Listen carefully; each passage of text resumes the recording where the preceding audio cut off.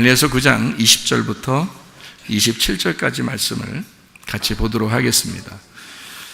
내가 이같이 말하여 기도하며 내 죄와 내 백성 이스라엘의 죄를 자복하고 내 하나님의 거룩한 산을 위하여 내 하나님 여호와 앞에 간구할 때, 곧 내가 기도할 때에 이전에 환상 중에 본 그 사람 가브리엘이 빨리 나가서 저녁 제사를 드릴 때 즈음에 내게 이르더니, 내게 가르치며 내게 말하여 이르되 다니엘아, 내가 이제 네게 지혜와 총명을 주려고 왔느니라. 곧 네가 기도를 시작할 즈음에 명령이 내렸으므로 이제 네게 알리러 왔느니라. 너는 크게 은총을 입은 자라. 그런즉 너는 이 일을 생각하고 그 환상을 깨달을지니라. 네 백성과 네 거룩한 성을 위하여 70일을 기한으로 정하였나니 허물이 그치며 죄가 끝나며 죄악이 용서되며 영원한 의가 드러나며 환상과 예언이 응하며 또 지극히 거룩한 이가 기름 부음을 받으리라. 그러므로 너는 깨달아 알지니라. 예루살렘을 중건하라는 영이 날 때부터 기름 부음을 받은 자 곧 왕이 일어나기까지 7이레와 62이레가 지날 것이요, 그 곤란한 동안에 성이 중건되어 광장과 거리가 세워질 것이며 62일의 후에 기름 부음을 받은 자가 끊어져 없어질 것이며 장차 한 왕의 백성이 와서 그 성읍과 성소를 무너뜨리려니와 그의 마지막은 홍수의 휩쓸림 같을 것이며 또 끝까지 전쟁이 있으리니 황폐할 것이 작정되었느니라. 그가 장차 많은 사람들과 더불어 한 이레 동안의 언약을 굳게 맺고 그가 그 이레의 절반에 제사와 예물을 금지할 것이며 또 포악하여 가증한 것이 날개를 의지하여 설 것이며 또 이미 정한 종말까지 진노가 황폐하게 하는 자에게 쏟아지리라 하였느니라 하니라. 아멘. 다니엘서 9장 이제 20절부터 27절까지 말씀을 그냥 여러분이 성경을 구약 성경이나 신약 성경을 잘 모르고 그냥 읽으면 저 뭔 말인가 잘 모릅니다. 그리고 이것을 해석하려고 신학자들이 얼마나 많이 노력하는지 몰라요. 이 날짜를 계산해 보려고 노력하는데 근데 그게 만만치가 않습니다. 그러니까 신학자들도 A라는 타입의 신학자, B라는 타입의 신학자, C라는 D라는 이런 타입의 신학자들이 다 달라서, 그래서 신학교가 여러 개가 있는 거고 교회도 다 여러 개가 있는 거예요. 교단들도 다 여러 개가 있는 거고. 왜냐하면 이런 신학들이 달라서 서로 의견이 다르단 말이에요. 그러니까 의견 충돌이 일어나니까 갈라지죠. 갈라져가지고 서로 이 사람은 이런 주장, 이 사람은 이런 주장을 하게 돼서 교단들 같은 예수님을 믿고 있지만, 같은 예수님을 믿는 것을 이제 기독교라 그래요. 같은 예수님을 믿고 있지만 의견들이 다르단 말이에요. 그래서 이제 교단들이 다 다르게 이렇게 나간 것은 성경을 같이 보다가 이런 어려운 문제들에 이제 봉착하게 되는 거예요. 그러면 이런 부분에 대해서 서로 의견이 충돌이 일어나고 부딪히죠. 그러면 나는 이런 생각이 옳다고 생각해, 나는 이런 생각이 옳다고 생각해. 그러면 이제 서로 의견이, 예수님은 같이 믿지만 똑같이 서로 갈라져도 싸워도 예수님은 또 믿어요. 둘 다 믿는 사람들인데 서로 너하고 의견이 좀 다르다 이렇게 생각하는 거예요. 그러다 보니까 이제 나눠진 거죠. 그러니까 우리는 이 성경을 이걸 있는 그대로 한번 보자는 거예요. 그러면 여러분에게 어렵지 않은데, 왜냐하면 신학이라고 하는 건 일단 어렵거든요. 신학이라 그러면 어려워요. 그 어렵게 여러분에게, 모든 성도들에게, 이 세상에 예수님 믿는 사람들이 한두 명이 아닐 텐데 그 믿는 사람들에게 다 어렵게 이 성경을 써놨을까요? 그럼 이상하잖아요. 다 어렵게만 써놨으면, 그냥 읽으면서도 전혀 이해가 안 되고 그렇게만 성경을 써놨으면 어느 정도 이해는 가야 되는데 이해가 전혀 안 가고 신학자들만 이해가도록 성경을 써놨으면 그것도 문제라는 겁니다. 그렇죠? 하나님께서 우리를 사랑하신다면서 성경을 주셔놓고 너무 어렵게만 써놨어요. 그러면 이상하잖아요. 그래서 그거를 우리가 좀 생각을 해봐야 돼요. 그렇게 어려운 문제가 아니거든요. 그래서 적어도 다니엘서 9장에 있는 이 내용은 신학들이 그렇게 많이 여러 가지 주장을 놓지만 사실은 어려운 문제는 아니었다. 이게 쉬운 거였는데 그거를 그대로 봤어야 되는데 이거를 한번 자기들이 생각을 해본 거예요. 생각을 하다 보니까 이게 날짜별로 막 구분해 본 거거든요. 그러니까 날짜별로 구분해서 막 계산을 하여튼 소수점까지 안 틀리게 다 계산을 한 사람들도 있고 그래요. 그렇게 해야지 성경을 이해할 수 있다면 문제가 있거든요. 하나님 우리에게 주신 성경이 그렇다면 문제가 있는 거예요. 그렇죠? 왜냐하면 모든 일반 사람들은 교회를 뭐 이렇게 지혜로운 사람만 교회 다니는 게 아니고 뭐 있는 자, 배운 사람만 교회 다니는 게 아니잖아요. 그러니까 누구나 들으면 이해할 수 있도록 만들어야 되거든요, 성경이. 그런데 이해 전혀 안 가도록 만들어 놓으면 이상하잖아요. 그래서 여러분에게 여러분 수준에서 이해 가도록 제가 설명을 한번 해보려고 해요. 여러분 수준에서 이해 가도록 요거를 한번 있는 그대로 한번 보자는 얘기예요. 다니엘서 9장 20절 말씀을 우리가 읽었는데, 다니엘 9장 20절 보니까 여기에 다니엘이 기도할 때에 가브리엘 천사가 와서 뭘 설명해 주잖아요. 그렇죠? 그게 71회라고 하는 것을 설명해 준 것입니다. 71회라는 건 어렵지 않아요. 70 곱하기 7을 얘기하는 거예요. 1회라는 건 이게 일주일을 얘기하잖아요. 그러니까 70 곱하기 7 이렇게 해서 70 곱하기 7이니까 490을 얘기하는 거예요. 490. 그러니까 이 490이 1일이 1년이다 또는 1년이 1일이다 라고 하는 계산법을 이제 사람들이 생각해낸 거예요. 그 계산법을 이제 생각할 수밖에 없는 게 민수기 14장 34절입니다. 너희는 그 땅을 정탐한 날 수인 40일의 하루를 1년으로 쳐서 그 40년간 너희의 죄악을 담당할지니 너희는 그제서야 내가 싫어하면 어떻게 되는지를 알리라 하셨다 하라. 이게 가데스바네아에서 이스라엘의 12명 정탐꾼이 가나안 땅을 들어갔다 나오거든요. 들어갔다 나오는데 보니까 너무 좋은 거예요. 그래서 너무 좋은데 2명의 정탐꾼은 긍정적인 얘기를 했고, 우리 빨리 들어가서 정복하자, 하나님이 주셨으니까 그 땅을. 그런데 나머지 10명이 반대를 하는 거예요. 좋긴 좋은데 땅이 너무 좋아서 포도도 막 너무 크게 열리고 너무 좋은데, 아니 포도 한 송이가 사람만하니까 어떻게 했어요? 포도 한 송이가. 근데 그 사람만한 포도 한 송이를 한 손에 들고 먹는 거인들이 있는 거예요, 거기에. 그러니 이게 얼마나 또 무섭겠습니까?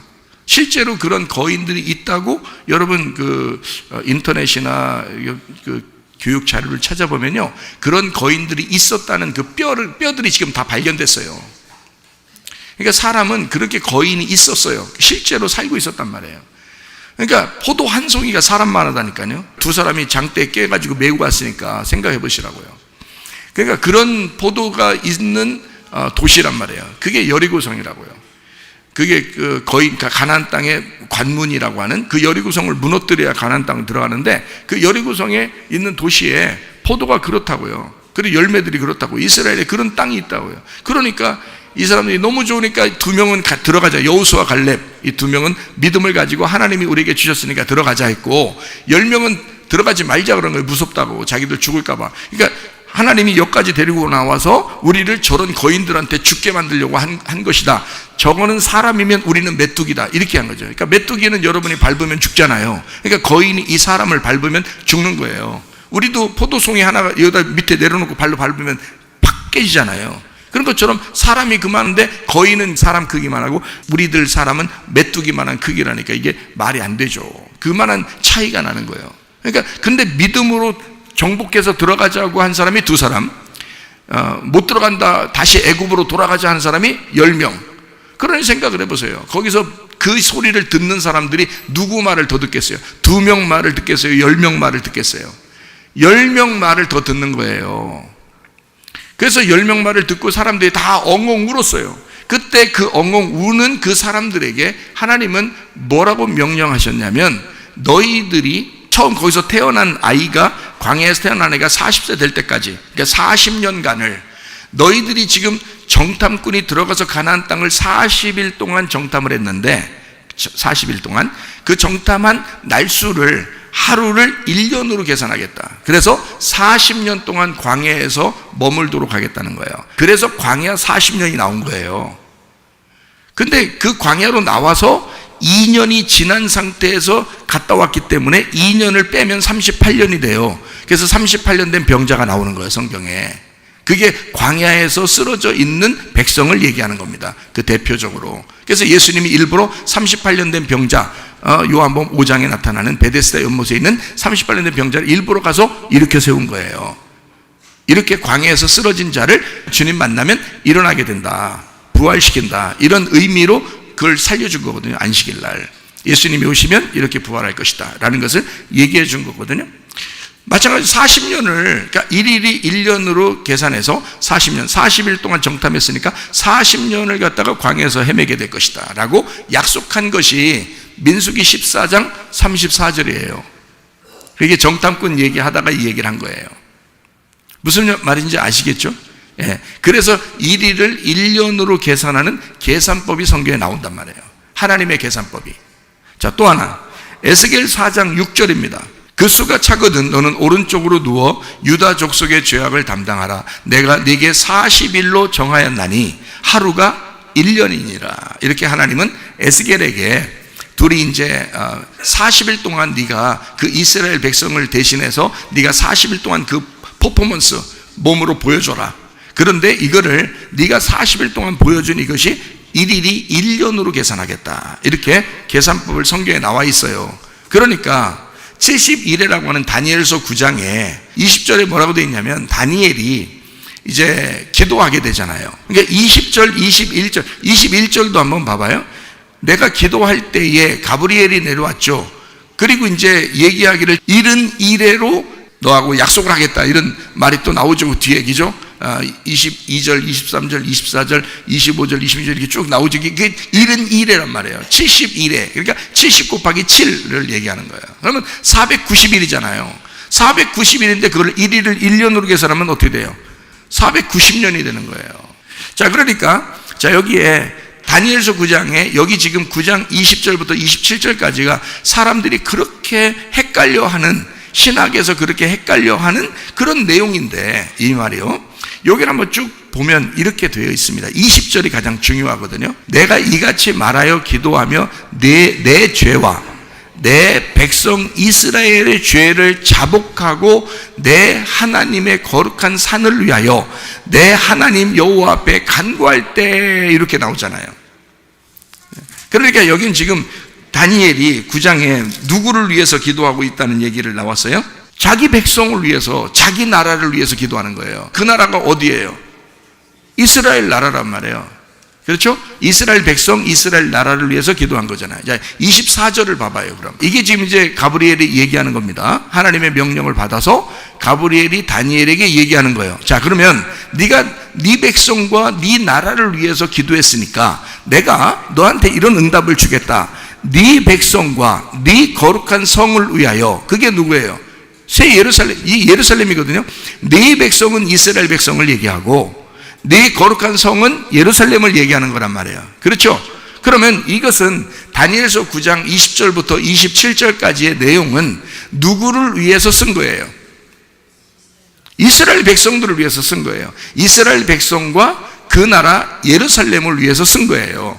그러니까 70일에는 언제 어떻게 이루어져야 돼요? 누구한테 이루어져야 돼요? 예루살렘과 이스라엘 백성들에게 이루어져야 된다는 거지. 70일에는 이방 백성들을 위해서 이루어지는 게 아닙니다. 이스라엘 백성들을 위해서, 이스라엘 나라 예루살렘을 위해서 이루어져야 하는 내용이라고 얘기해. 자, 이제 여기까지 이해가 되겠죠? 다니엘서 9장의 내용은 이렇게 되어 있는 거예요. 그런데 이거를 자꾸 예루살렘과 이스라엘 백성들을 이루어지는 것을 마지막 7년 대환란이 있는데 거기에는 이제 이방인들이 이제 거기에 해당된다 뭐 이런 식으로 자꾸 이제 바꿔 놓는 거예요, 생각을. 그러다 보니까 7년 대환란을 놓고 앞에 뒤에를 자꾸 얘기를 하려니까 7년 대환란 앞에서 휴거되냐 7년 대환란 끝나고 휴거되냐 이제 이런 얘기를 또 하는 거예요. 근데 그런 게 아니거든요. 이게 지금 예루살렘과 이스라엘 백성들을 위해서 얘기한 70일회가 정확하게 이루어져야 된단 말입니다. 누가 오기 위해서 지금 이걸 썼냐면 예수님이 와야 되니까 쓴 거예요. 자, 그래서 예수님이 와야 되니까 쓴 거니까 25절을 이렇게 보면요. 25절을 보면 너는 깨달아 알지니라 예루살렘을 중건하라는 영이 날 때부터. 그러면 예루살렘을 이제 건축하라고, 다시 재건축하라고, 다시 세우라고 그런 명령이 떨어질 때부터 기름 부음을 받은 자, 곧 왕이 일어나기까지, 그 기름 부음을 받은 자는 이제 메시아를 얘기하는 거예요. 메시아라는 단어예요. 그게 이제 메시아가 신약에서는 무슨 단어라고 했어요? 그리스도라 이렇게 대답했죠. 그죠? 그래서 신약의 크리스토스가 구약에서 메시아라고 말할 때는 그걸 기름 부음 받은 자라는 뜻이에요. 그러니까 여기 기름 부음 받은 자라는 것은 메시아를 얘기하는 거란 말이에요. 자, 메시아가 올 거다 이런 말이에요. 메시아가 온다. 그리고 그 메시아가 이제 신약에서는 그리스도라고 여겨지게 될 것이다. 그래서 바울이나 초대교회 주님의 제자들은 잘 생각해 봐요. 성경 사도행전이나 뭐 이런 데 보면요, 그 사람들이 전도할 때 어떻게 전도했어요? 뭐라고 전도했어요?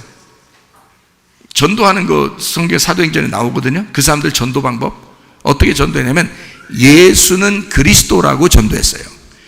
이게 왜 그러냐면 그 사람들은 구약 성경을 알고 있는 사람들이에요. 이스라엘 백성들은. 그렇죠? 그럼 그 사람들에게는 지금 뭐라고 설명해야지 예수를 믿겠어요? 너희들이 죽인 예수가 우리가 그토록 기다리던 그리스도, 그가 메시아다라는 걸 설명해 줘야죠. 무슨 말인지 알겠어요? 너희들이 그토록 기다리던 메시아가 예수라는 이름으로 왔는데 너희들이 죽인 거다. 요거를 이제 설명해 주는 거예요. 그걸 설명해 주면, 예수가 그리스도라는 것만 설명해 주면 이 사람들은 울면서 믿는 거예요. 그래서 이 사람들이, 성경을 아는 사람들은 예수를 메시아라고 설명해 줬을 때 막 울면서 믿었어요. 왜냐면 성경을 다 알고 있었잖아요, 이 사람들은요. 근데 여러분이 나가서 길거리 지나가는 사람한테 예수는 그리스도예요 라고 얘기하면 그 사람들이 울까요? 미쳤다 그러죠? 웃고 비웃으면서 지나갈 것입니다. 근데 성경을 아는 사람들은 안 그렇다고요. 성경을 아는 사람들은 메시아를 기다렸잖아요.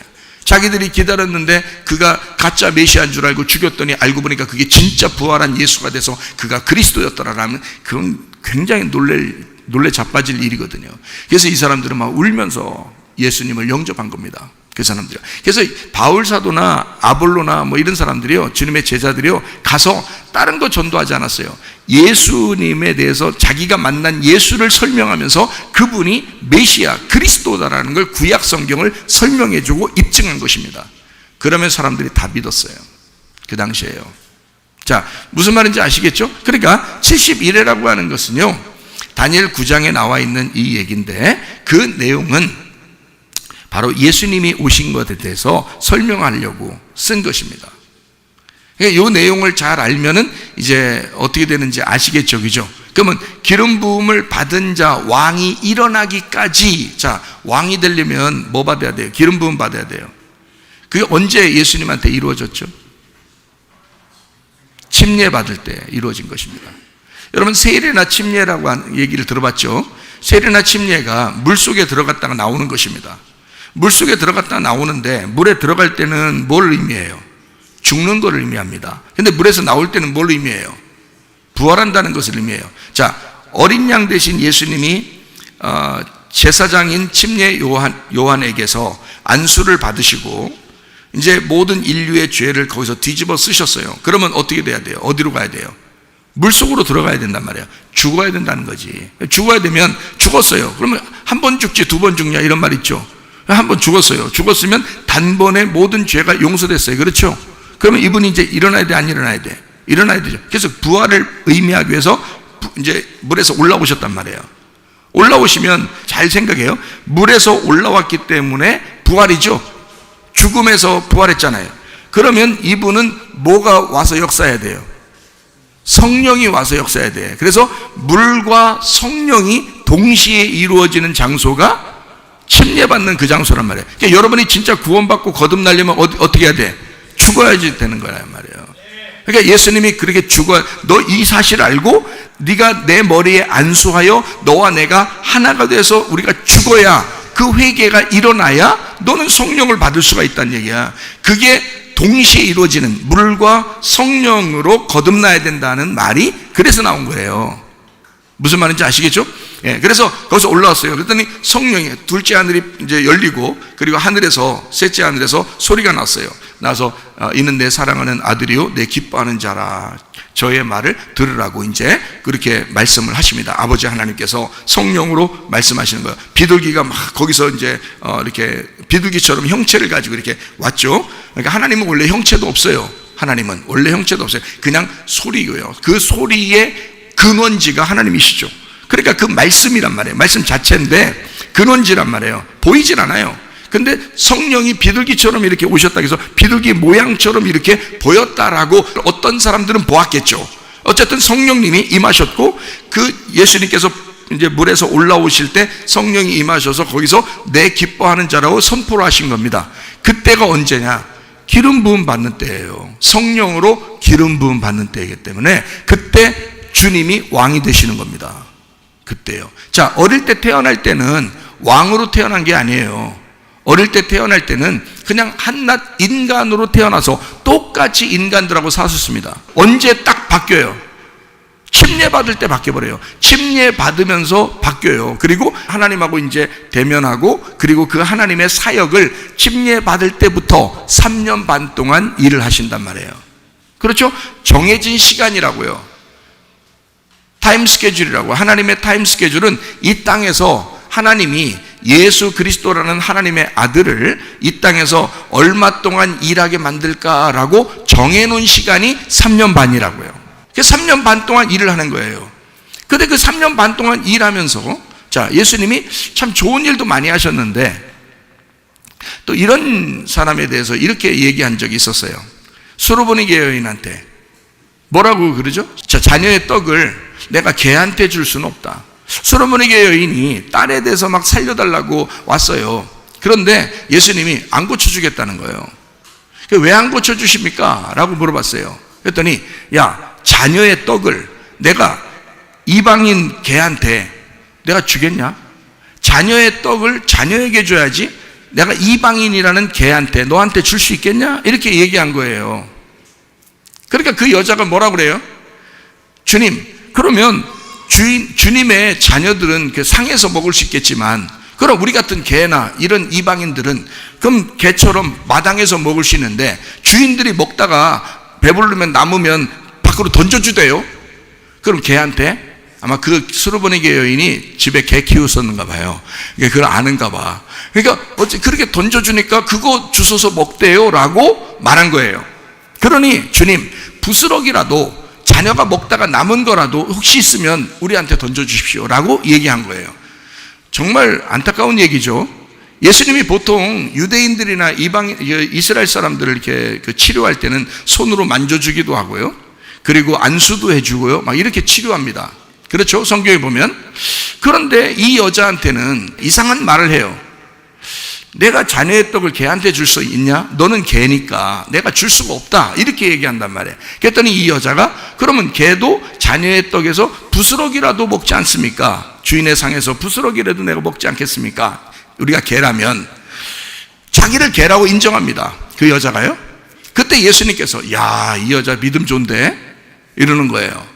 믿음 좋은데? 그래 놓고 뭐라고 하냐면, 그러면 내가 가서 고쳐주리라 이랬어야 되거든요. 생각해 보세요. 유대인들이나, 삭개오도 유대인입니다. 삭개오도요. 가가지고 일부러 찾아가서 만나고 막 고쳐주고 구원받게 하고 막 이런 사람들이 많잖아요. 38년 된 병자도 유대인이에요. 그 사람도 일부러 가가지고 가서 38년 된 병자 가서 고쳐주고 그러잖아요.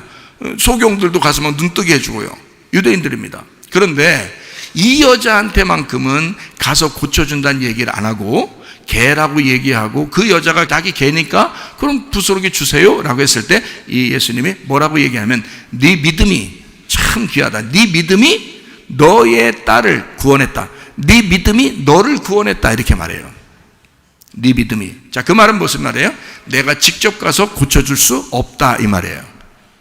그렇죠? 자기가 직접 가서 고쳐줄 수는 없다. 그러나 네 믿음이 그렇다면 그 믿음이 너의 딸을 구원할 것이다. 네 믿음이 그렇다면 네 믿음이라는 것이 네 속에서 역사해서 너를 구원할 것이다. 그 말이거든요. 이게 무슨 말인지 알겠어요? 예수님이 왜 그 여자한테는 유독 그렇게 했느냐? 다니엘서 9장 때문에 그런 겁니다. 다니엘서 9장 때문에. 그럼 다니엘서 9장이 뭐라고 이렇게 예언되어 있기 때문에 그런 거예요?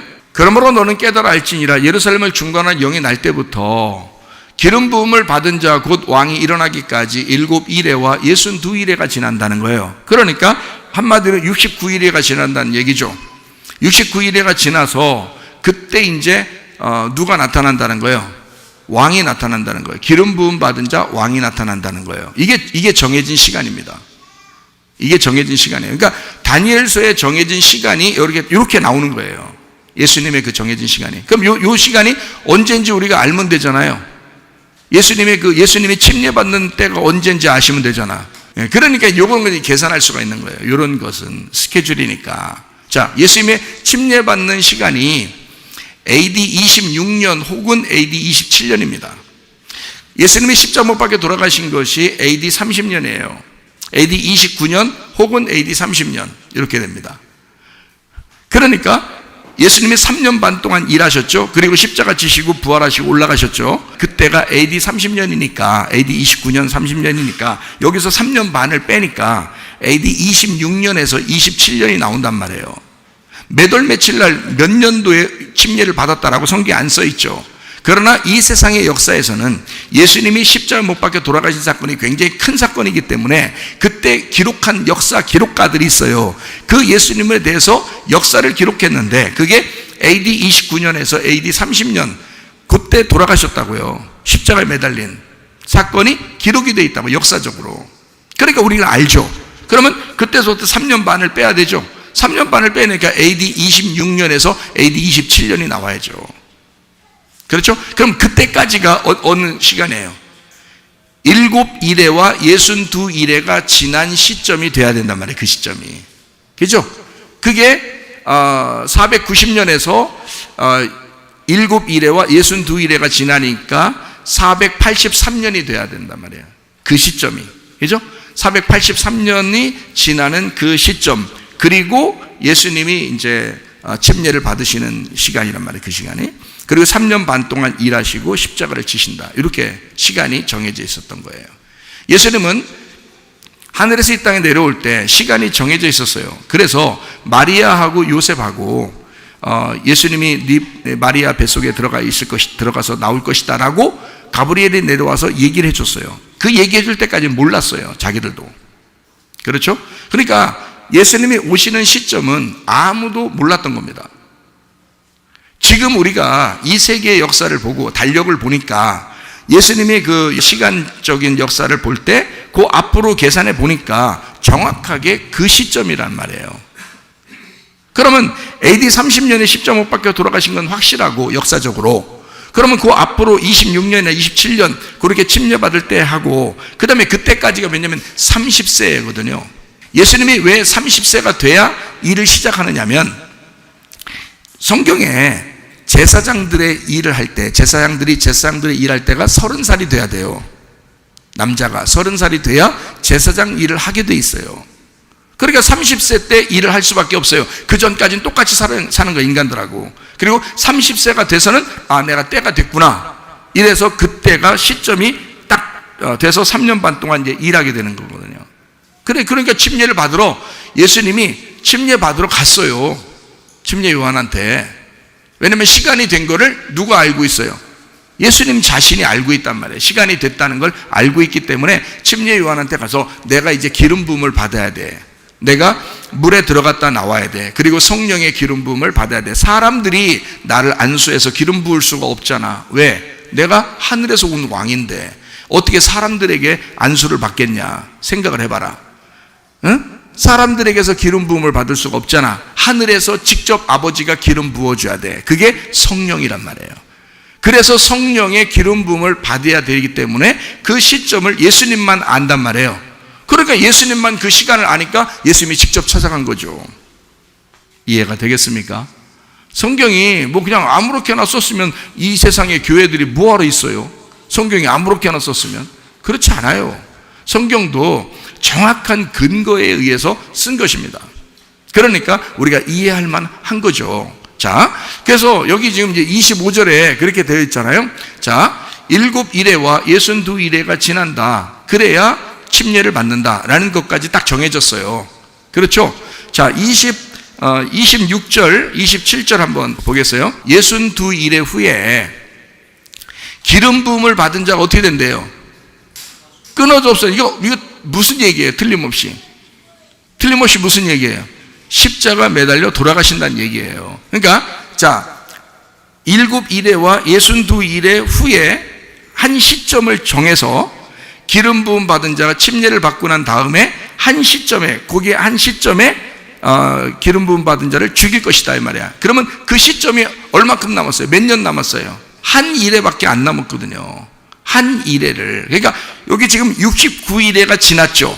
그리고 예수님께서 나온다 그랬죠. 나와서 그 한 일회 사이에 죽으셔야 된단 말이에요. 그 한 일회가 뭐예요? 예, 7일이란 말이에요. 7일. 근데 이 7일을 1일을 몇 년이라고 그래요? 예, 1일을 1년이라고 그러죠. 그러니까 몇 년이 나와요? 7년. 그래서 사람들이 7년 대환란 그러는 거예요. 근데 이 7년 대환란이라는 말은 지금 여기 성경으로 보면 전혀 안 맞는 얘기잖아요. 생각을 해보시라고. 제가 지금 성경을 잘못 보고 있는 게 아니고 여러분하고 같이 지금 보고 있잖아요. 그죠? 근데 이건 지금 예루살렘을 위해서, 이스라엘 백성들을 위해서 정해놓은 70일이라고요. 그러다 보니까 이거는 이방인들에 대한 얘기가 아니고 지금 예루살렘과 그 백성들을 위해서 정해놓은 70일이라 마지막 69일회가 지나서 마지막 한 일회 동안에 그 일을 정해놔야 되거든요. 그 사이에 죽을 것이다 라고 했어요. 그럼 언제 죽을 거냐라고 성경에 써 있죠. 27절입니다.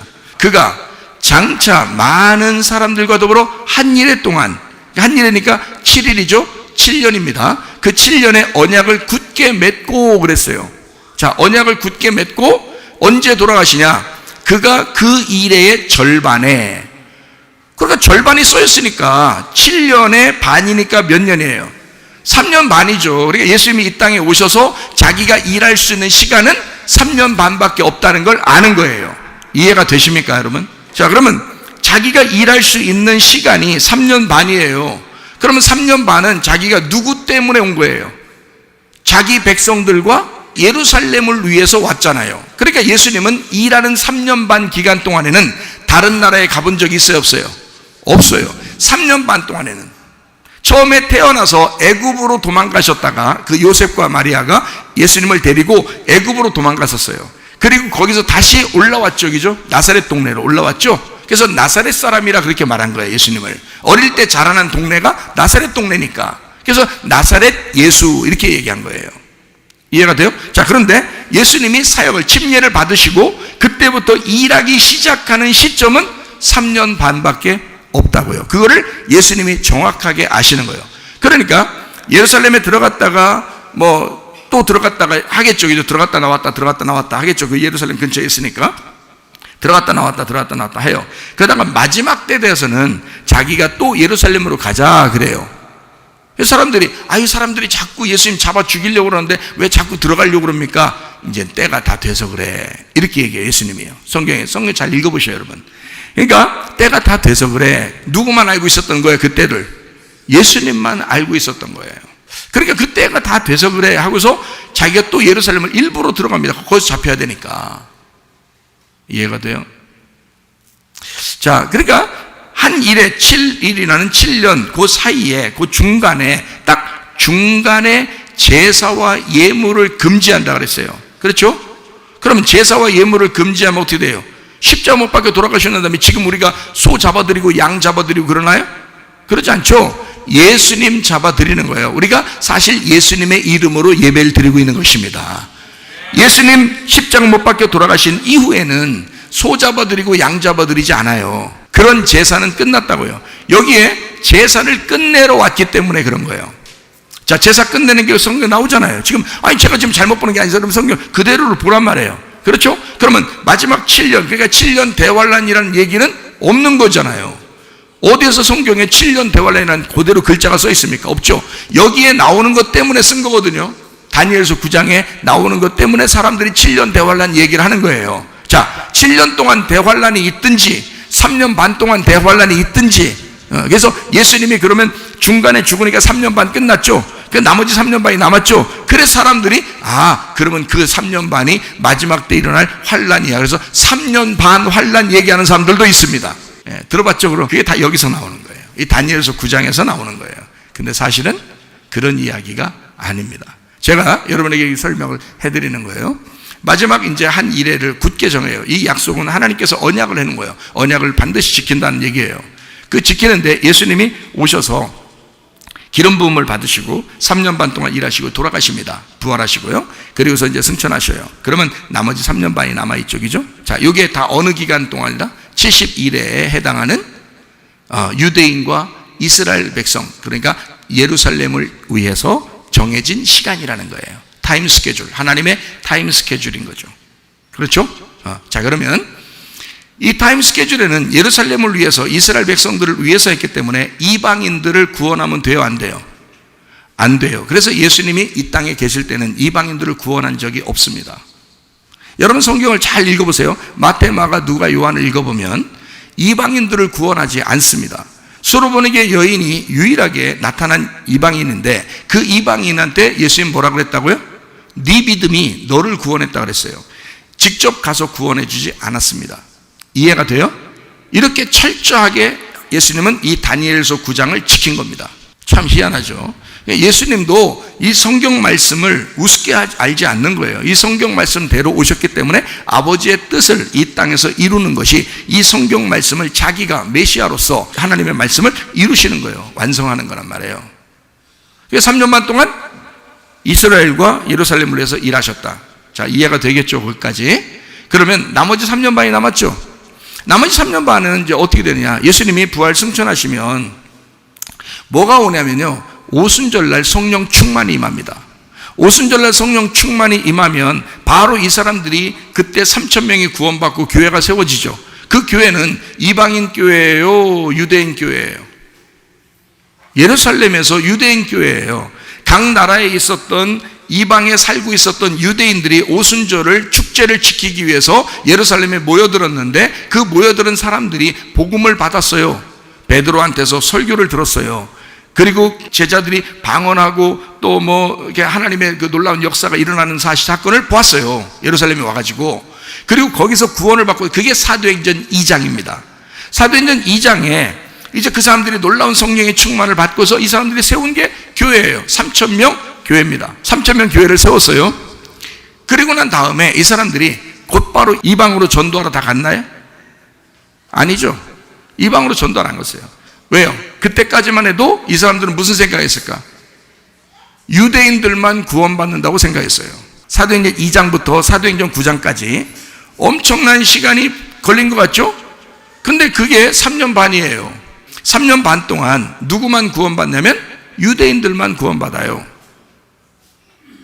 이디오피아 내시가 원래 유대인입니다. 그런데 에티오피아에 살고 있었어요.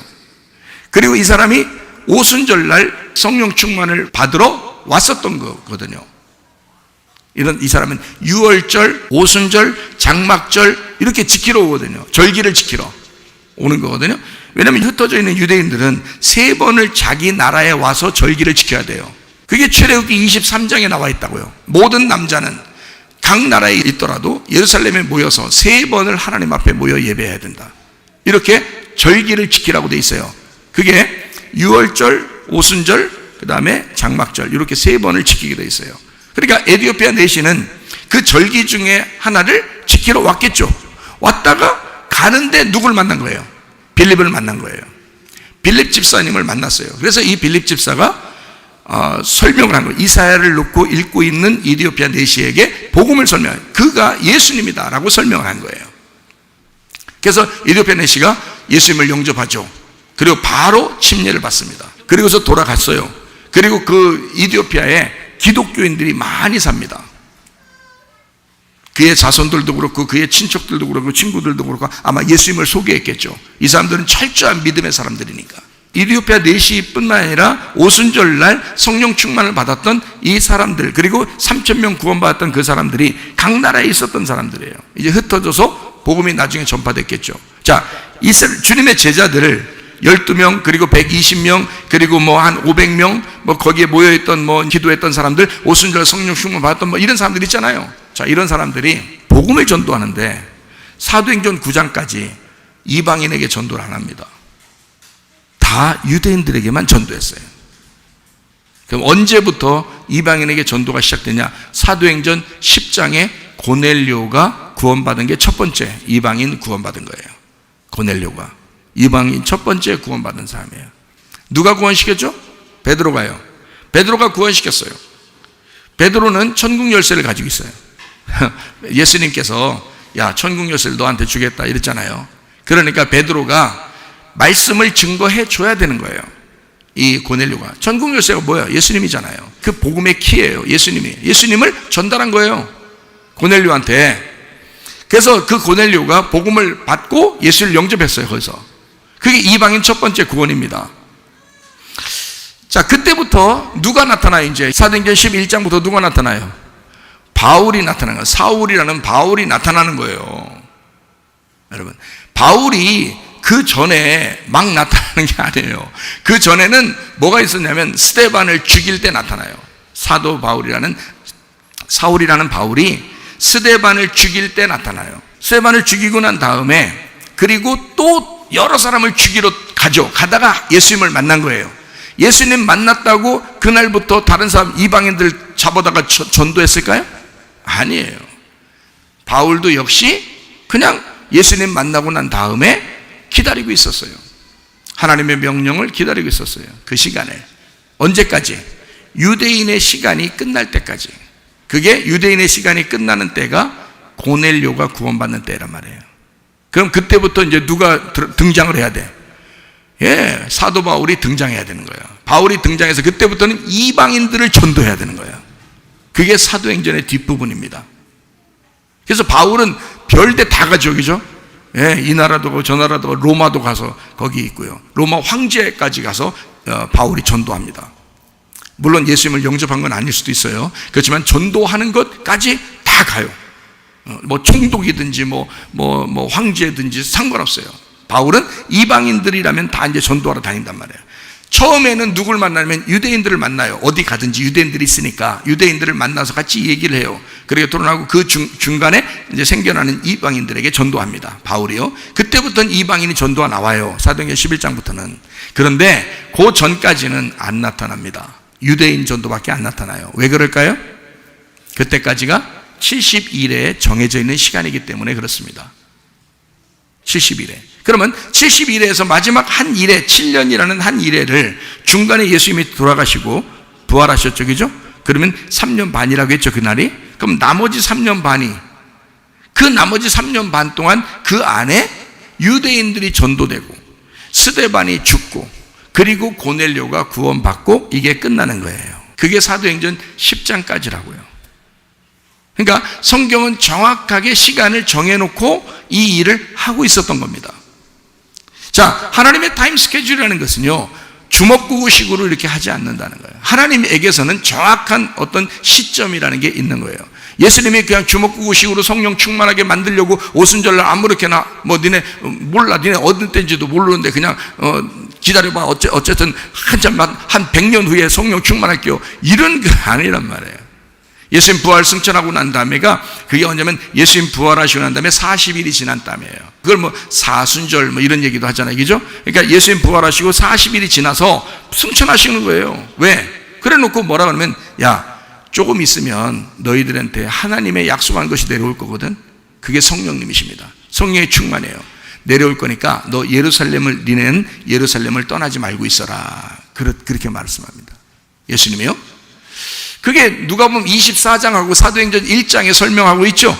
그러니까 그 성령의 충만이 임해야 하나님의 일들을 땅끝까지 이루기 때문에 성령의 충만이 임할 때까지는 가만히 있으라는 거예요. 그게 며칠 동안이야? 10일 동안이에요. 10일 동안. 그 10일 동안 머물러 있어야 되는 거예요, 거기에. 그렇게 해야지. 한 100년은 머물러 있어라 그러면 충만하게 돼. 그렇게 말 안 한다고. 왜냐하면 예수님은 그 타임 스케줄을 정확하게 알아요. 그러니까 언제쯤 성령 충만이 임하고 그것도 오순절날 임해야 된다는 걸 알아요. 그날 임해야 된다는 걸 정해놓은 시간이란 말이에요.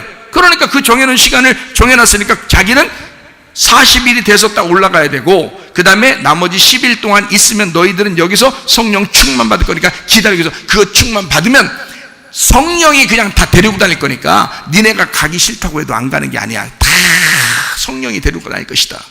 그게 성령의 능력이거든요. 자, 그거를 3년 반 동안 유대인들을 위해서 일하게 되고, 나머지는 이제 지금까지 이방인들이 구원받는 시대란 말이에요. 지금까지 바울로부터 시작해서 지금까지 이방인들이 구원받는 시대예요. 자, 그래서 제가 요걸 이제 이런 타임 스케줄이 정확하게 성경에 정해져 있다면 그러면 뭔가 주님의 재림도 또는 우리가 휴거당하는 것도 또 이 성경의 마지막, 이 세상의 마지막 날 종말이라는 것도 어느 정도 정해져 있다는 것입니다. 그게 우리는 날짜를 모르지만 뭐 솔직히 날짜를 모른다고 해야지 날짜 안다고 그러면 그거 완전 이단되는 거죠. 그러니까 날짜는 정확하게 모르지만 그러나 어느 정도 이게 사인이 있다는 거예요. 이게 보여진다는 거죠. 그래서 제가 정확한 날짜는 하나님만 아신다, 이걸 전제로 하는 겁니다. 그리고 준비되지 못한 사람들에게는 차라리 정확하게 날짜가 안 맞았으면 좋겠다는 거예요. 준비 안 된 사람들을 위해서. 뭐 준비된 사람들은 오늘 오셔도 돼요. 내일 오셔도 되고, 그렇죠? 빨리 오실수록 좋아요. 그런데 아직 준비 안 된 사람들을 위해서 조금이라도 시간을 좀 지체했으면 좋겠다라는 거 하는 게 이제 우리 마음이죠. 성경은 주님의 시간을 어느 정도 정해놓고 썼습니다. 그래서 성경의 시간대로 우리가 보면 보통 2000년 주기라는 말 들어봤죠? 2000년 주기로. 그래서 2000년, 2000년, 2000년 이렇게 주기적으로 이렇게 2000년이 되면 뭔가 큰 일들이 벌어졌다 이렇게 써 있어요. 그게 이제 어떤 그 2000년씩 한 커트 이렇게 나눠지는데, 그게 2000년 주기라면 어느 시간을 얘기하는 거냐면 성경에서 아담 때부터 노아 때까지가 2000년입니다. 이제 뭐 정확하게 몇 월 며칠이에요, 뭐 며칠 지났어요, 뭐 이런 거 우리 모르죠. 그냥 성경에 나와 있는 어떤 숫자를 계산을 하다 보면 거의 2000년 정도를 얘기를 할 수 있어요. 그러니까 아담부터 노아 때까지요. 노아 때 이 세상 멸망했죠. 그 2000년. 그리고 노아와 아브라함을 거쳐서 아브라함 때부터 다윗 때까지가 1000년이에요. 아브라함 자손, 이게 나이를 다 계산하면 나오거든요. 성경에 나이가 쭉 써 있으니까 나이를 다 계산하면 이게 나오는 1000년이에요. 아브라함부터 다윗 때까지가. 다윗 때부터 다윗의 자손으로 예수님이 태어나잖아요. 어느 땐가는 태어나야 되잖아요. 예수님도 이 땅에서. 그래서 태어나는 때까지 다윗의 자손으로 오기 때문에 다윗의 자손으로 태어나는 그때까지가 1000년이에요. 몇 년 살다가 죽었다, 몇 년 살다 죽었다, 이걸 쭉 계산하니까 1000년 정도가 나온단 말이에요. 그러니까 아브라함 때부터, 믿음의 조상 아브라함을 하나님이 선택하실 때부터 예수님이 올 때까지가 2000년이에요. 성경이 그냥 거의 그래요. 그러면 예수님이 오신 다음부터 이 세상의 종말, 마지막 때까지가 몇 년 정도가 되려면 2000년 정도가 돼야 돼요. 왜 이 2000년 정도가 돼야 되냐면 이방인의 시대가 시작돼서 2000년일 수도 있고 유대인들의 구원까지 합해서 2000년일 수도 있어요. 그런데 2000년 정도가 돼야 되는 이유가 예수님이 그런 사인들을 자주 성경에도 기록을 해놨어요. 2데나리온이라는 얘기를 많이 하죠. 2데나리온이죠. 그리고 1데나리온씩 2데나리온 얘기를 하는데 2데나리온이라는 게 이틀 품삯이에요. 하루가 1000년, 1000년이 하루라는 말이 있죠, 베드로서에. 그러니까 1000년씩 이틀이란 말이에요. 그러니까 이틀을 2000데나리온을 주고 갔어, 이렇게 하면 얼마나 좋아요. 그럼 성경은 딱 보기가 쉽죠. 근데 그게 아니고 2데나리온을 주고 갔어, 이렇게 얘기하면 그러면 이제 하루가 1000년이라는 계산을 맞춰야 되거든요. 그게 하루가 1000년이고 1000년이 하루란 말이에요. 그게 그 날짜도 정해져 있다고요. 또 예수님이 요한복음 4장에도 이제 그 사람들, 사마리아 사람들이 하도 같이 있자고 그래가지고요, 그 사마리아 이방인들과 함께 이틀을 같이 머물러다 말이에요. 그러니까 이방인 구원이 2000년이 돼야 된다는 그런 사인이에요. 이게 성경이 그냥 막 쓴 게 아니고. 그러니까 성경을 보는 사람들은 대부분 다 2000년 정도 있다가 예수님이 오시겠구나라는 게 거의 목사님들의 생각들이거든요. 그러면 이걸 무시할 수가 없잖아요. 어떤 날짜는 우리가 모르겠지만 어느 정도 이 시간은 거의 다 됐단 말이에요. 자, 그러면 여기 이제 만약에 2000년 주기로 종말과 재림이 이루어진다면 잘 생각해 보실 필요가 있죠. 예수님 탄생이 몇 년도인지 우리가 알아야 되겠죠. 그러면 몇 년도인지 어떻게 알아요? 자, AD 30년을 기준으로 해서 역사적으로 정확하게 맞으니까 AD 29년 혹은 AD 30년, 제가 왜 29년 혹은 30년이라 하는지 아시죠? 잘 모르시겠어요? BC에서 AD로 가는 때가 0년이거든요. 0년이 없잖아요. 그러니까 0년이 없으니까 BC 1년에서 AD 1년으로 넘어간단 말이에요. 이렇게. 그러니까 0년이라는 한 해가 없단 말이에요. 1년이라는 게. 그렇죠? 그걸 안 써놨다니까 그 날짜를 모르니까 AD 30년이 이제 1년, 2년, 3년을 딸 때는 AD 30년이 맞아요.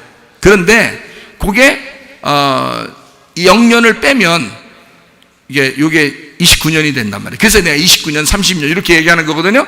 그러면 기름 부음 받은 침례를 받으면 거기서 3년 반을 빼면 되겠죠? 3년 반을 빼면 몇 년이에요? AD 26년에서 27년이 맞아요. AD 26년에서 27년이 침례받는 때라면 거기서부터 몇 년이 또 앞으로 가야 돼요? 30년이 앞으로 가야 돼요. 30년이 앞으로 가면 BC 4년이나 BC 5년이 나와요. 이건 뭐 누구나 계산할 수 있는 얘기들이란 말이에요. 역사만 아는 사람이라면. 그죠? BC 4년에서 BC 5년이 나와요. 그래서 예수님 탄생 시기는 BC 4년이나 BC 5년이 맞다. 이렇게 나오는 거죠. 그렇죠? 몇 월 달에 태어났었을까? 뭐 이런 것도 이제 또 그 계산할 수 있죠. 뭐. 그 충분히 계산합니다. 제가 설명을 한번 해드릴 테니까 한번 들어보셔요. 예수님 탄생이 BC 4년이니까 2000년 후면 1995년이 돼야 돼요. 맞죠? 지났어요? 안 지났어요? 지났어요. 이게 지났으니까 이제 그거로 계산한 것은 아니다라고 해야 되겠죠. 그죠? 예수님 사역 시작이 몇 년도라고요? AD 26년이나 AD 27년이라고요. 자, 그때로 말하면 예수님이 하나님의 일을 시작할 때부터 2000년으로 따지면 어떻게 돼요? 2026년이나 2027년이 나와야 되죠. 이것도 안 맞기를 바라지만 왜냐하면 준비 안 되신 분들을 좀 더 준비하라고 이것도 안 맞기를 바라지만 이게 만약에 맞는다 손 치면 AD 26년에서 27년이니까 2026년에서 2027년이 나와야 맞는 거예요. 자, 그러면 예수님 십자가 지신 게 AD 30년, AD 29년에서 AD 30년이라 했죠? 그러면 그렇게 넓게 보잔 말이에요. 예수님 돌아가실 때부터 2000년이라고 따지면 그러면 2029년이나 2030년 정도가 돼야 맞는 것입니다. 그렇죠? 그러면 예수님이 이방인 구원을 그럼 더 넓게 잡아서 이방인 구원부터 시작하자 그러면 AD 34년이 나와야 돼요. 나와야 되는데 AD 34년 혹은 AD 33년. 그죠? 그러면 AD 33년이나 34년으로 잡으면 거기서부터 2000년이면 어떻게 돼요? 2033년이나 2034년이 나와야지 맞죠? 2000년이 될 때만 해도 저는요 1999년에서 2000년이 될 때만 해도 사실 이런 사실들이 굉장히 멀리 느껴졌습니다. 멀리 느껴지겠죠. 왜냐하면 1999년도에서 2000년 올라올 때만 해도 이 정도 날짜는 굉장히 멀리 느껴졌거든요. 근데 지금이 2021년이니까 주님의 재림을 아무리 생각해 봐도 얼마 남지 않은 거예요. 이 성경의 스케줄로 봐서는. 지금 시대를 봐요. 얼마 남지 않은 게 지금 시대를 보면 기근이 많죠. 어떤 나라는 기죠? 재난의 막 소문들이 많죠. 전쟁의 소문들이 많죠. 지진 같은 거 많이 일어나죠. 또 자연재해 같은 거 많이 일어나죠. 전쟁 테러 같은 거 막 이곳저곳에서 일어나죠. 동성애가 여러분 옛날에 있었어요? 별로 없었죠? 그 말도 안 꺼냈어요. 그리고 한 15년 전만 해도요. 2000년 시작할 때만 해도 별로 그런 게 없었어요. 지금 한 10년, 20년 지나니까 지금요. 동성애 뭐라고 하면은 이상하게 생각해요. 동성애 한다고 이상하게 말하면 이상하게 그러니까 동성애를 이상하다고 얘기하는 사람을 이상하게 생각한다고요, 지금. 그 정도로 시대가 바뀌었어요. 20년 사이에 완전히 바뀌어버렸습니다. 동성애가 그 전까지는 그렇지 않았거든요. 그런데 희한한 거는 소돔과 고모라 때도 그렇고 로마 시대 때도 그렇고 노아 홍수 때도 그렇고 동성애가 있었습니다. 세상이 멸망할 때는 꼭 뭐가 등장하냐면 동성애가 등장했어요. 남자가 남자를, 여자가 여자를. 그래서 로마가 멸망한 사건도 보면요, 동성애들이 굉장히 많았어요. 소돔과 고모라 때도 동성애가 굉장히 많았어요. 노아 홍수 때도 마찬가지고요. 사람들이 음란하고 패역한 사건들을 상당히 많이 했습니다. 자, 동성애가 지금 굉장히 만연하죠. 공산당 사상이요. 지금 공산당 사상이 굉장합니다. 지금요. 사람들이 그걸 또 좋아하고요. 자유주의 신학. 신학교들마다 자유주의 신학이라는 게 들어가서 하나님을 믿음으로 믿자고 하지 않고 과학적으로 믿자고 얘기하는 사람들이 많아요. 자유주의 신학. 지금 또 그리고 돈을 사랑한다. 말세가 되면 돈을 사랑한다 그랬는데요. 돈을 막 사랑하는 사람들이 너무 많습니다. 돈 때문에 하나님도 버려요. 이 세상의 정치나 경제나 이 세상의 정치, 종교 뭐 이런 모든 것들이 다 타락하는 이유가 뭐예요? 돈 때문에 그렇습니다. 사람을 죽이는 것도 돈 때문에 그래요. 자기한테 돈 안 준다고 막 식구들도 죽이기도 하고요. 돈 안 준다고. 돈 때문에 그렇습니다. 모든 것이 돈을 더 사랑한다는 거예요. 사람들보다 하나님보다 돈을 더 사랑하는 시대가 됐어요. 말세란 말이에요. 디모데후서 3장에 나와 있는 말씀들이 말세에 이런 일들이 나타난다.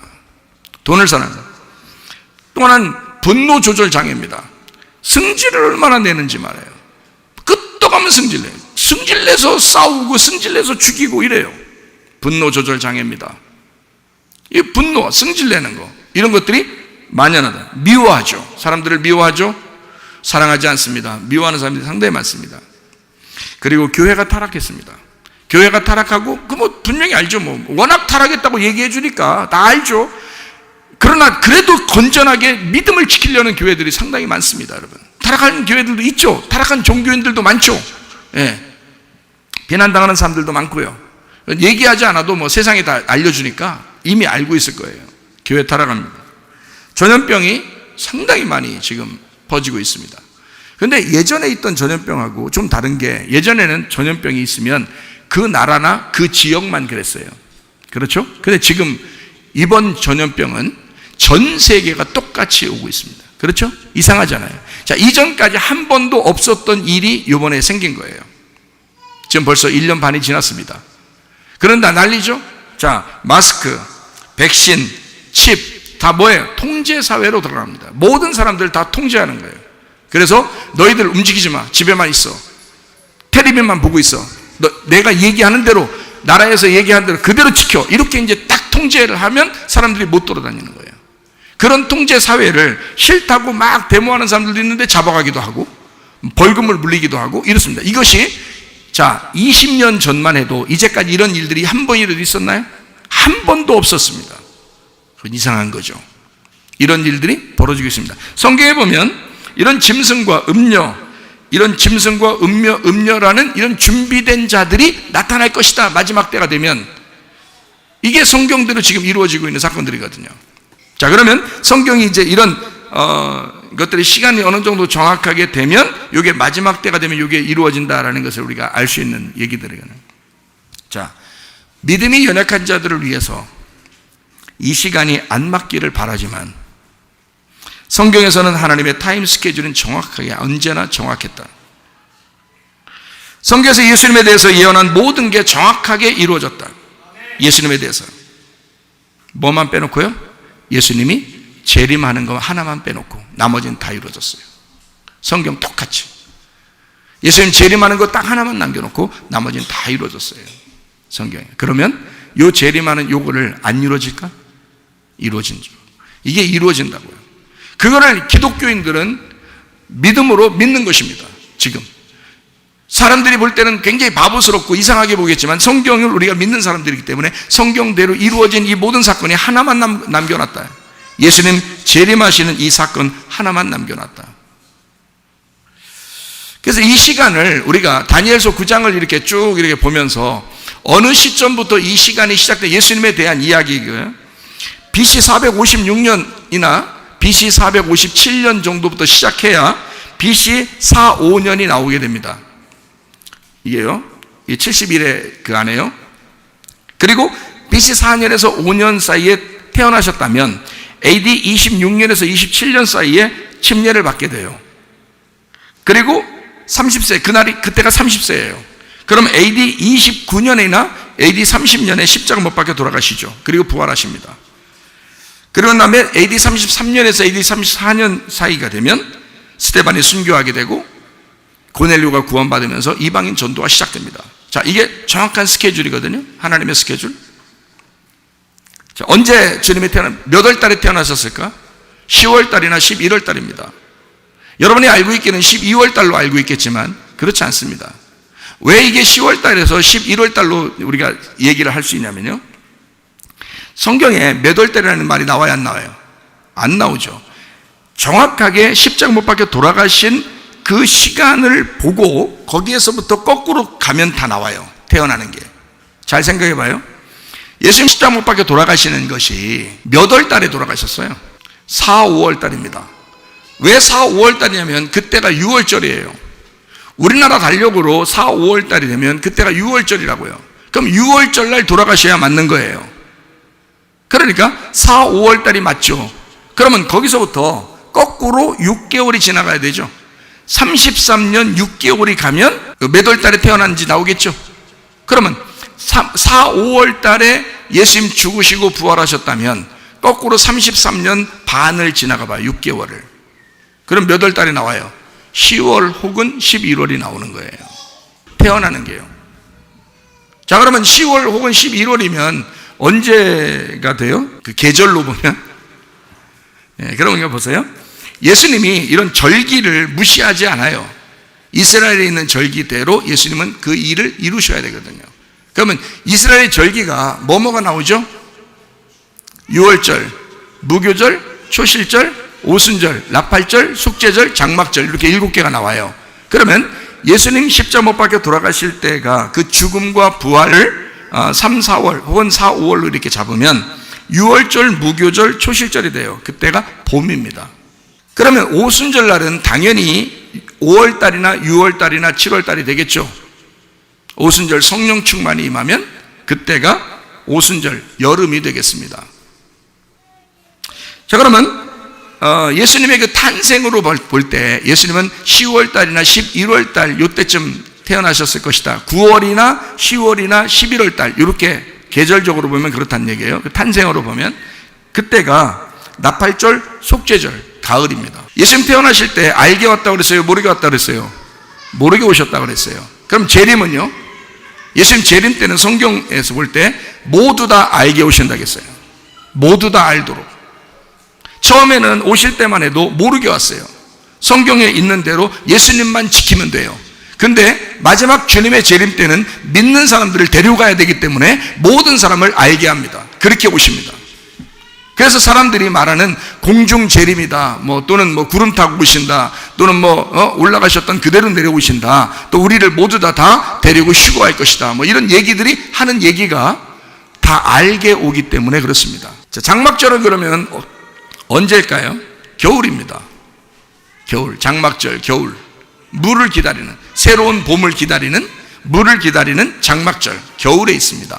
그때가 안식이에요. 12월이나 1월 혹은 11월 말 이렇게 되겠죠, 그죠? 그래서 그 사이 이제 날짜들은 변하거든요. 음력이니까. 유대인들은 음력을 쓰거든요. 그럼 보세요. 6월절 죽음이 정해졌습니다. 초실절 부활도 정해졌습니다. 그 6월절 기간 안에, 무교절 기간 안에 부활하시거든요. 오순절 성령 충만도 정해졌습니다. 그럼 이 사건들은 다 어디에 해당하는 거예요? 70일 안에 다 이루어진 사건들이에요. 예수님 재림만 하나 남겨놨어요. 그러니까 주님의 재림을 제가 왜 처음 시작할 때 날짜를 모른다 그랬죠? 왜 모르느냐? 잘 생각해 봐요. 어느 정도 우리는 사인이라는 걸 알아요. 계절적으로도 이렇게 우리가 보면요, 봄인지 여름인지 가을인지 겨울인지를 보면 아는데, 겨울은 안식하고 쉬고 들어가는 것을 말하는 거고요, 가을은 추수하는 겁니다. 성경에 가을 추수할 때 열매 익은 곡식들을 거둔다 하는 말들이 많이 나오죠. 왜냐하면 추수 때가 되니까 그래요. 그러면 그때가 언제냐면 가을이거든요. 그러면 9월, 10월, 11월. 잘 보세요. 그러면 이게 언제가 돼야 되냐면 예수님의 탄생도 9월, 10월, 11월. 그럼 예수님의 탄생을 주기로 2000년을 보면 이게 한 사이클이 이렇게 돌아가가지고 다시 가을이 온다는 얘기예요. 그러면 가을 때 곡식들을 거두러 오시는 것이 많이 맞는다는 얘기예요. 그러면 겨울에 쉰다. 겨울에 들어가서 안식하고 쉰다. 이 땅에서는 교회에서 쉰다. 하늘에 올라갈 때는 하늘나라에서 쉰다. 이게 장막절이다. 그래서 땅의 장막이 교회고 하늘의 장막이 천국이라는 얘기예요. 이게 정해져 있는 타임 스케줄이에요. 자, 6월절부터 시작해서 장막절까지 이제 어느 정도 사이클을 이제 아시겠죠. 자, BC에서 AD 사이에 1년 차이 납니다. 그것뿐만이 아닙니다. 유대력과 지금 로마력이라는 이 달력이 5일씩 차이 납니다. 유대력은 5일이 없어요.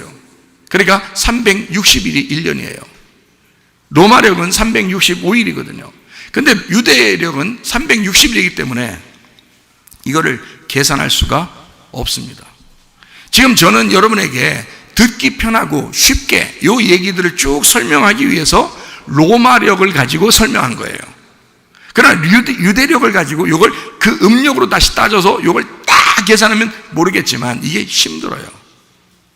그래서 사람들은 이 계산을 못했기 때문에 예수님 오시는 것도 몰랐던 거예요. 예수님 재림하시는 것도 모르는 거예요.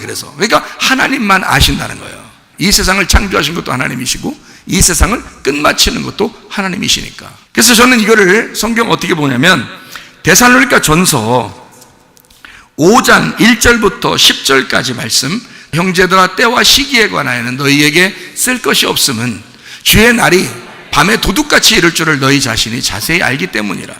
그들이 평안하다 안전하다 할 그때에 임신한 여자에게 해산의 고통이 이름과 같이 멸망이 갑자기 그들에게 이르리니 결코 피하지 못하라. 이거는 무슨 말이냐면 이 세상이 좋아진다는 얘기입니다. 세상은 과학적으로도 그렇고 의학적으로도 그렇고 점점 좋아질 거예요. 그러니까 평안하죠. 사람들이 이 세상에 살려고 하는 사람들은 평안하지만 이 세상에 살려고 하지 않고 부딪히는 기독교인들은 불편한 것입니다. 우리들에게만 불편한 거지 이 세상 사람들은 그게 굉장히 편한 거예요. 그게 이런 일들이거든요. 그때 갑자기 주님이 오신다는 겁니다. 자, 데살로니가서 5장 4절 말씀. 형제다 너희는 어둠에 있지 아니하며 그날이 도둑같이 너희에게 임하지 못한다. 안다는 얘기예요. 안다는 얘기예요. 그 다음에 너희는 다 빛의 아들이요 낮의 아들이라. 우리가 밤이나 어둠에 속하지 않는다는 거예요. 그러므로 우리는 다른 이들과 같이 자지 말고 오직 깨어 정신 차려라. 자는 자들은 밤에 자고 취하는 자들은 밤에 취하되 우리는 낮에 속하였으니 정신을 차리고 믿음과 사랑의 호심경을 붙이고 구원의 소망에 투구를 써라.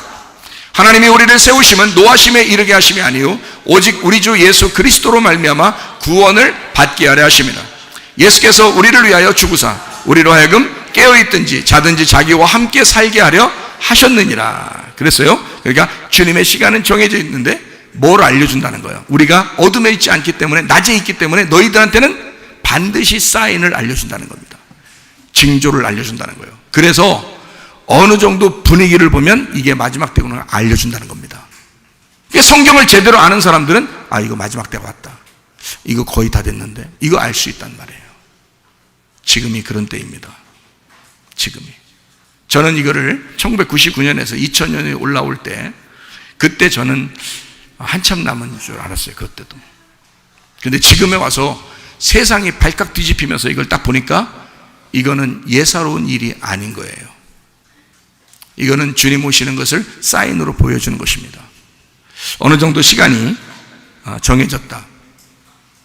자, 여기 데살로니가 전서 5장에 1절부터 10절까지의 때와 시기에 관하여 이렇게 돼 있어요. 때라는 게 크로노스입니다. 때와 시기에 관하여 너희에게 쓸 것이 없다. 안다는 얘기예요, 사람들이요. 우리 믿는 사람들은 안다는 거예요. 근데 그 때라는 게 크로노스고 시기라는 게 카이로스입니다.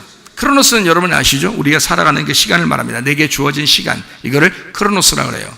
카이로스라고 하는 건 하나님이 거기에 침투해서 들어오는 시간을 말합니다. 그러니까 너의 크로노스 시간에 카이로스가 들어오게 될 것이다. 이런 말이거든요.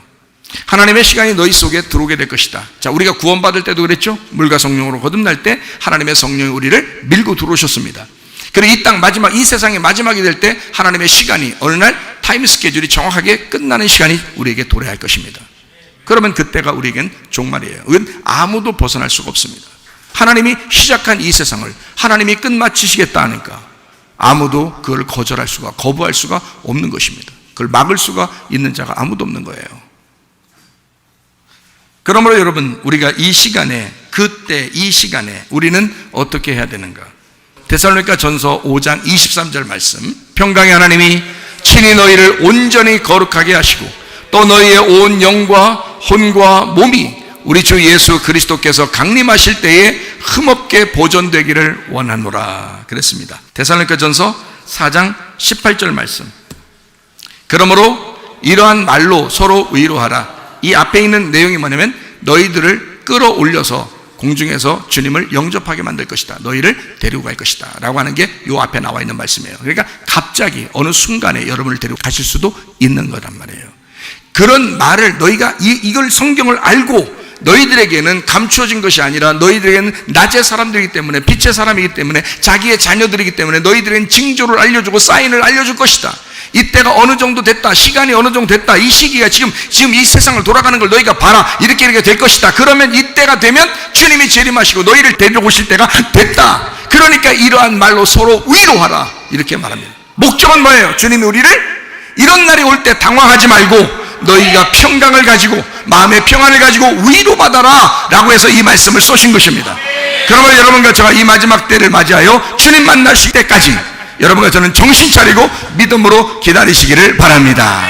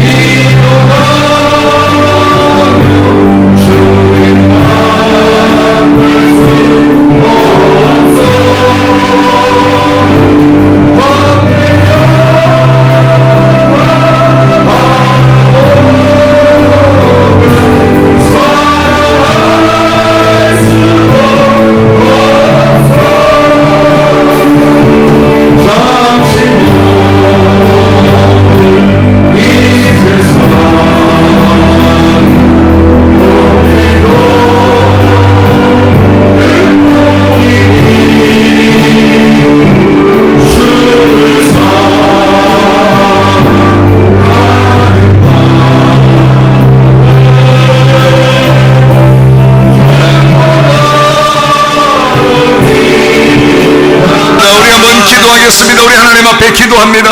하나님, 내가 준비된 자로 주님 만나기를 원합니다. 주님께서 어떤 타임 스케줄을 정해놨는지 모르겠지만 우리 하나님, 우리는 주님 만날 때 기쁨으로 만나기를 원합니다.